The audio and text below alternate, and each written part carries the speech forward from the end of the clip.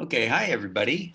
This is going to be a really quick lesson of equations versus inequalities. And I want to show you the physical model of this, and you're going to see that they're almost identical.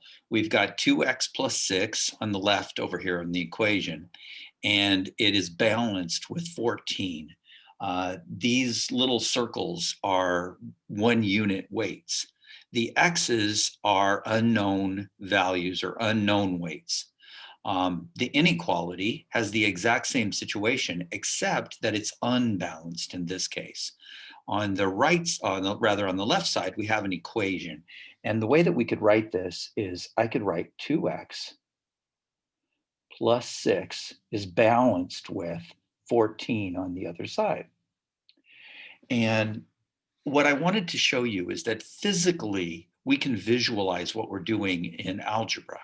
And what I'm going to do is I'm going to use what's called the property of equality, and it's the subtraction property of equality. What it says is that I can do anything I want to one side of my equation. Now, if I took those 6 weights off, you could imagine what would happen. This side, the right side, or the left side rather, would be lighter, and the right side would be heavier, and it would unbalance, and the right side would go down. But if I take 6 weights off of the other side, then it remains balanced because I've taken the same amount from both sides. This is called the subtraction property of equality. So I subtracted 6 from this side and I subtracted 6 from this side, and it keeps my equation balanced. This gives me 2x is left on the left, and it is balanced with, I now have 8 left, don't I? Now, this is very similar with the inequality. Now, watch what would happen if I took these 6 off of this side. I don't know whether it would affect the inequality, but it could very well mean that this side was now heavier, and it would change the balance.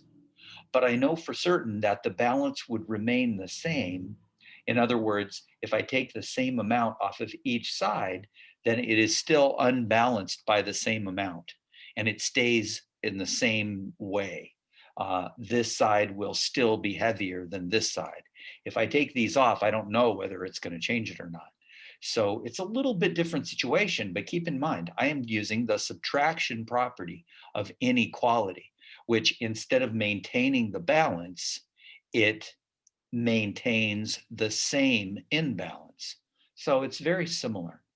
We had 2x plus 6 was actually lighter than the 14, which means that it was less than the 14, because the 14 was heavier. That's why it's on the bottom down here. You can see that this side is heavier than this side. And so we say that it's larger and it's greater than. This says 2x plus 6 is less than 14. Now, when I subtracted the 6 from both sides of the inequality, I'm not changing it to an equation. It's still an inequality, and the 2x is still less than the 8 on the other side because there's 8 left. In this case, I'm dividing by 2 in both sides. And basically what I did was I said, well, if there's 8 on this side and there's 2 of these, then each weight represents 4. That's dividing them up. If you can see the little lines, the little division lines I did there. I'm dividing by 2 on both sides, which of course is the division property of equality. If I divide it in the same number of pieces on both sides, then those pieces are equal to one another. And each one of these weights represents, of these unknown weights, represents 4 units. This is a one single example.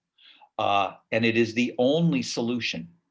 It's the only solution that will make this equation true. But look on the other side. I can now split this in half, just like I did before. I'm using the division property of inequality, which says that x is less than 4. because the 4 now is heavier than a single one of these weights. Now that means that I have an infinite number of solutions.